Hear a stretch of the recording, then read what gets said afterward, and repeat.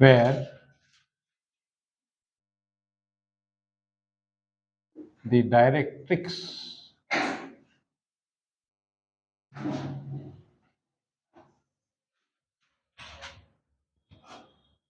is 50 millimeters away from the focus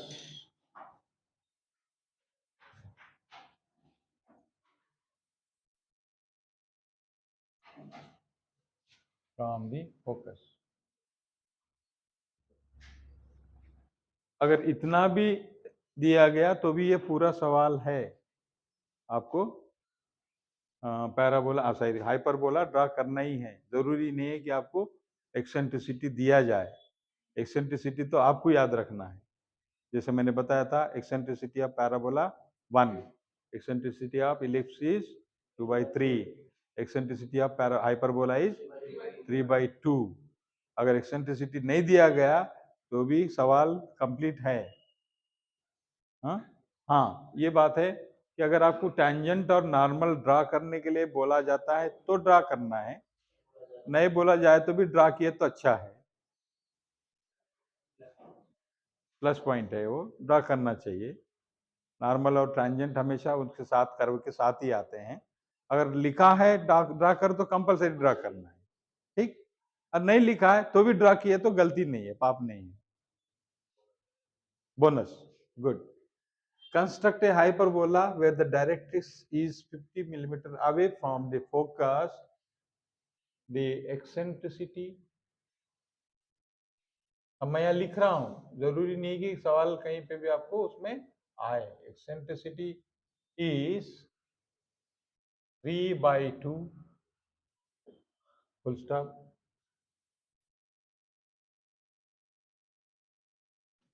या फिर इसको हम कामा करके आगे बढ़ते हैं। Draw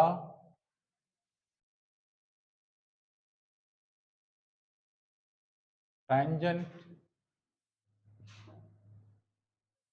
and normal to the hyperbola.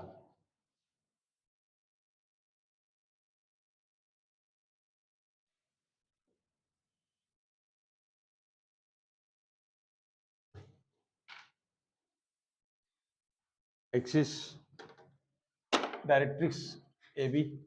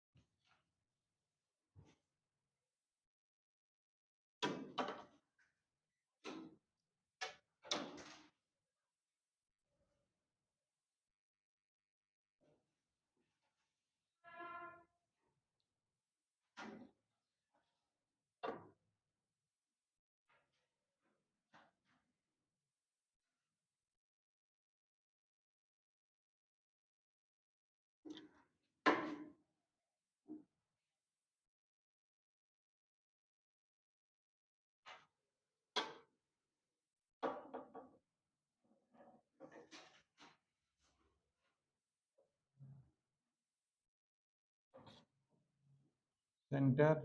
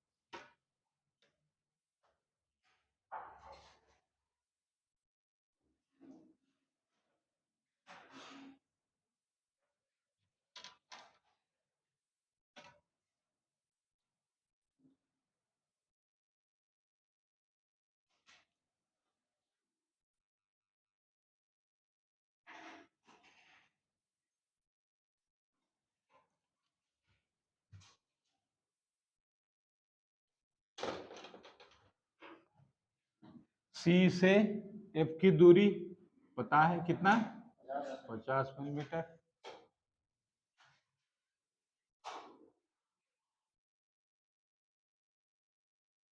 अच्छा, कोई फेयर काम नहीं करे, सब रफ में ही है। हाँ,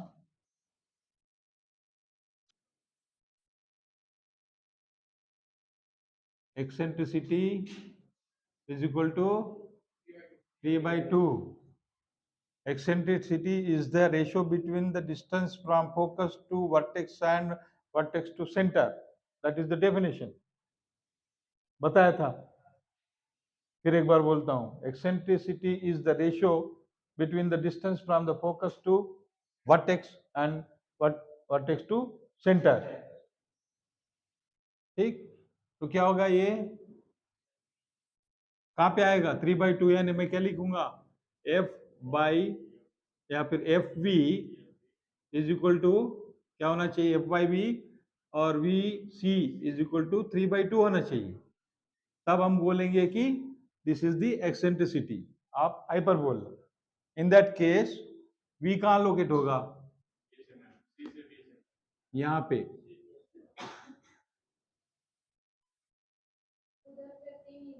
दो, 3/2। तब क्या होगा, मैं लिखूंगा यहाँ पर V F is equal to 30 millimetre, बैठो बैठो, and C V is equal to 20 millimetre. फिर एक बार चिल्लाता हूं, distance from focus to centre is 30 millimetre, distance from vertex to centre is 20 millimetre, ratio between the distance from the focus to center and center to vertex is the ratio eccentricity. Therefore vf by vc is equal to 30/20 is equal to p/2। ठीक, इतना कर लो।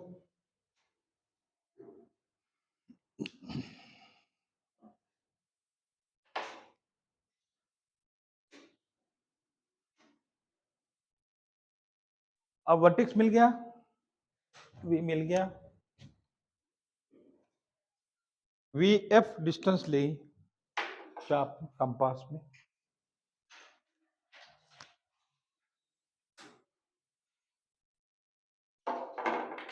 We से एक perpendicular डालेंगे या फिर एक parallel line to A B,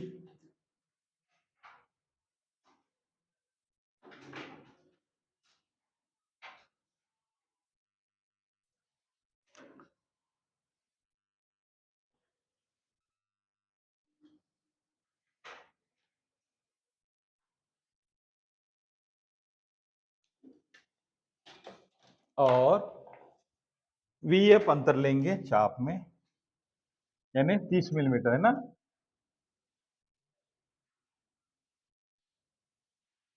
और चाप यहाँ इसको काटेंगे,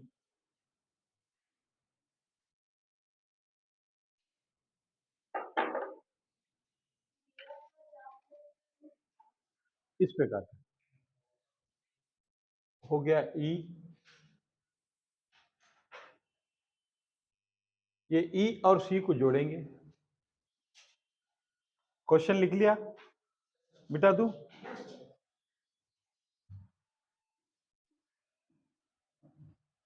पता नहीं मेरे बोर्ड पे आएगा नहीं आएगा, आ जाएगा। सी से ई को जोड़ें, एक्सटेंड करें,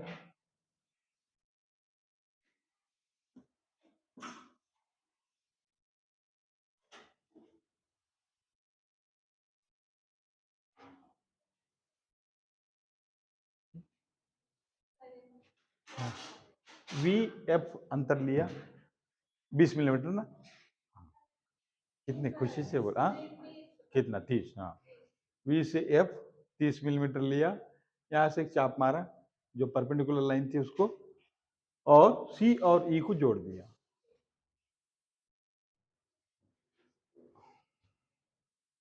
फिर 10-10 की 6 रेखाएं वी के बाद,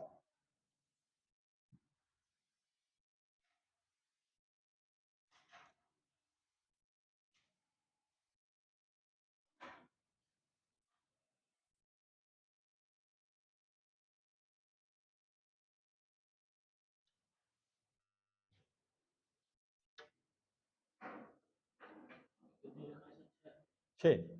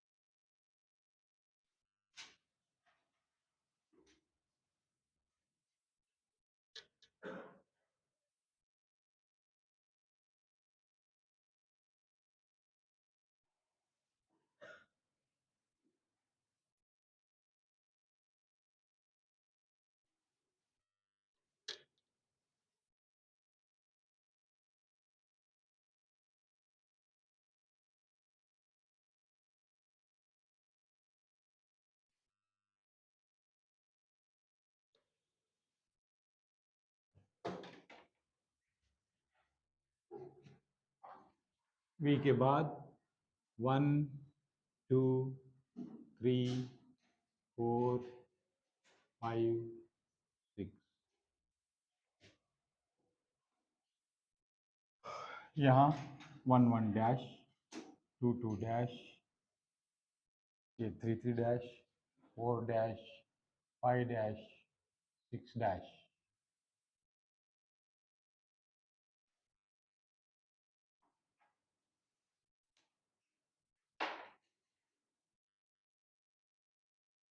हाँ,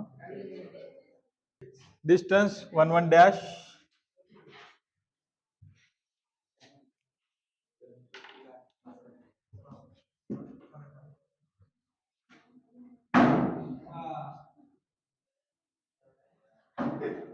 distance 1 1 dash 2 2 dash 3 3 dash 4 4 dash 5 5 dash 6 6 dash.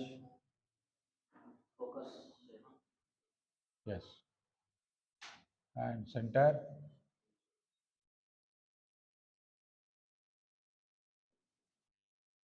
from F सबके लिए।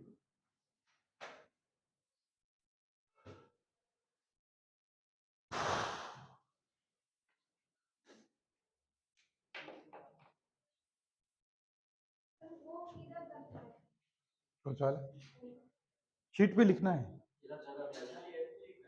हाँ, नहीं नहीं, एफ ही है, एफ ही सेंटर रहेगा ना। हाँ, 1 1 डैश डिस्टेंस लिया, केंद्र एफ रहेगा, 1 1 डैश पे एक नीचे एक ऊपर।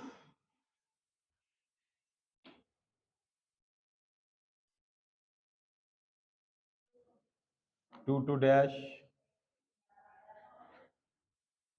सेंटर एफ,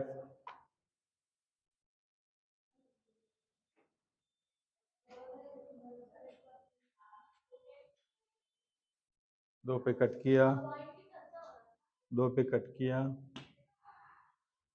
2 2 डैश, 2 पे कट हुआ, देन 3 डैश वही रहेगा, एफ वही सेंटर रहेगा। फिर 4 डैश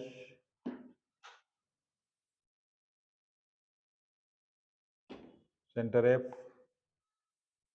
थोड़ा उतरेगा 1 मिलीमीटर। फिर 5 डैश सेंटर एफ और थोड़ा उतरेगा 2 मिलीमीटर, बोर्ड के बाहर जा रहा है। उसके बाद 5 डैश 6 डैश सेंटर एफ थोड़ा और नीचे आएगा, जो दीवार पे आएगा। ठीक है,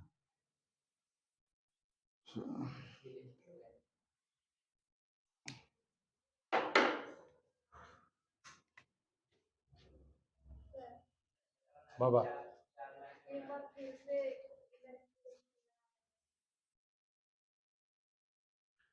बोलिए। इधर से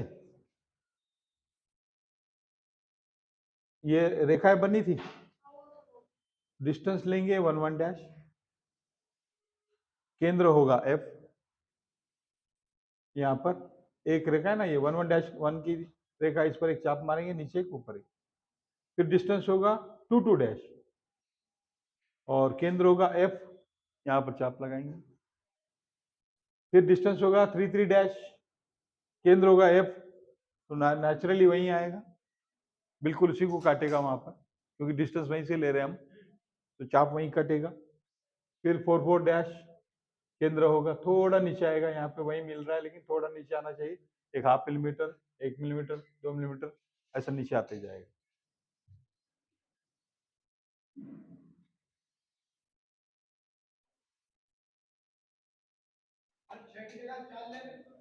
नहीं बनेगा, नहीं बनेगा।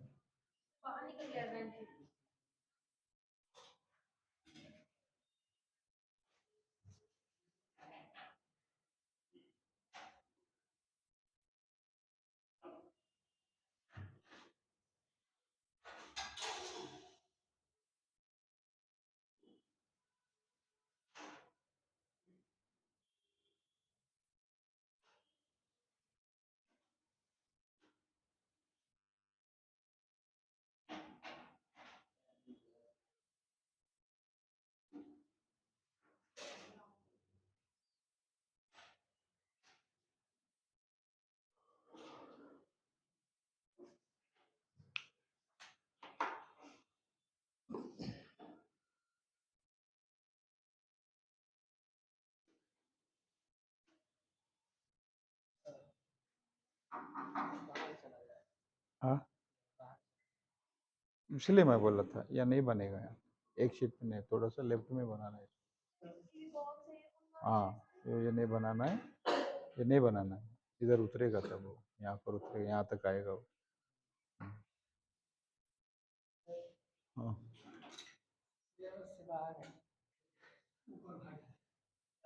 ध्यान रखिएगा इस शीट में भी नहीं बैठेगा आपके, शीट से 50 मिलीमीटर की दूरी रखना, शीट से 50 मिलीमीटर की दूरी पे आप ए भी ले लो। ए भी लेने के बाद जो नीचे एक बॉक्स जो हम बनाते हैं ना, उसको टाइटल ब्लॉक को एक पैरेलल समानांतर एक रेखा खींचते, यहाँ पर मत खींचिएगा क्योंकि वहीं उतरेगा वो, पूरा नीचे उतरेगा, ये हाइपरबोला पूरे शीट को कवर करेगा। बाकी इंफॉर्मेशन आप जो भी लिखना है राइट साइड में लिख सकते हैं।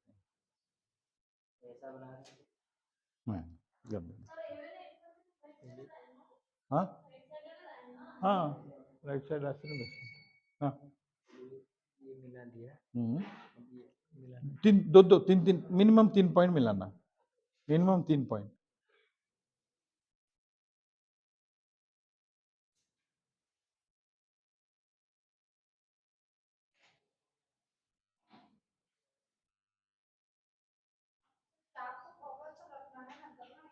हाँ, हमेशा एफ है, देखिए सेंटर एफ, डिस्टेंस वो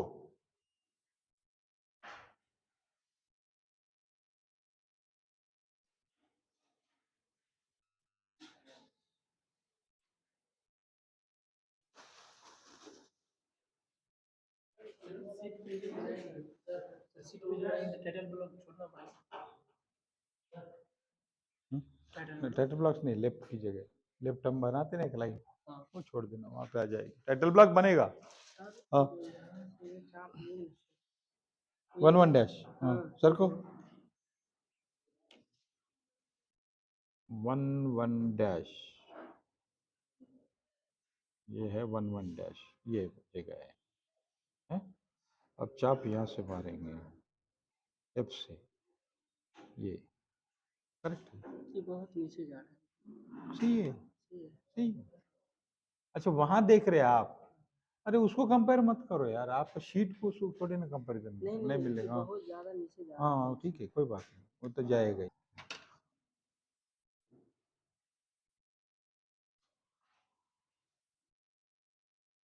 ये लाइन हो गई एफ से 90 डिग्री पर, डायरेक्ट इसको, ये पॉइंट मिला हमें, इन्होंने टी नाम दिया है, मैं कुछ और नाम दे देता हूँ, यहाँ पर पी नाम दे देता हूँ, पीटी जोड़ लेंगे।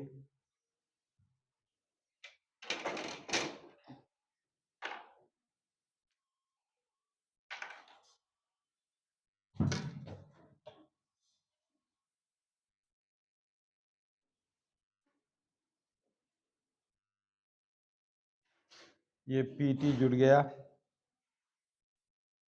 ग्रीन कलर की जो रेखा आई वो बनी टैंजेंट।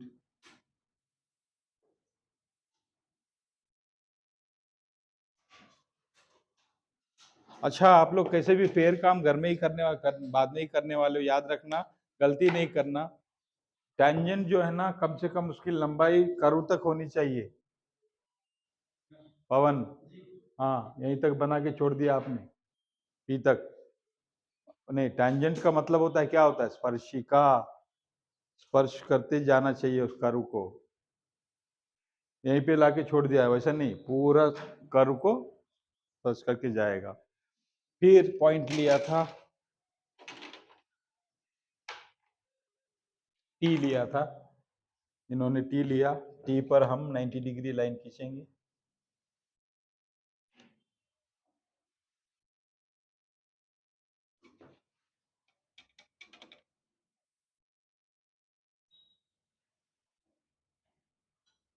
और ये बन गया नॉर्मल।